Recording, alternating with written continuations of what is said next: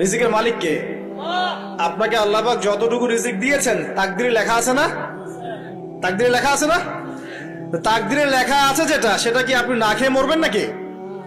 যদি আপনার তাকদিরে থাকে যে আপনি 50 বছর বাঁচবেন আর 50 বছরে আপনি 500 মন চাল খাবেন, কথার কথা, ওই চালের এক দানা বাকি থাকতে আপনি মরবেন?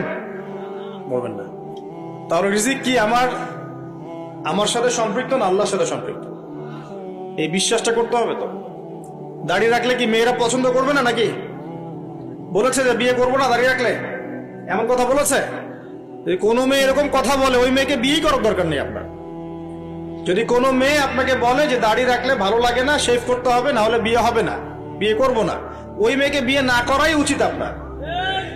ওর তো মানে আপনাকে বিয়ে করার যোগ্যতাই হয়নি, ওর তো যোগ্যতাই হয়নি আপনাকে বিয়ে করার। সে তো দাড়ি নিয়ে প্রশ্ন তুলছে।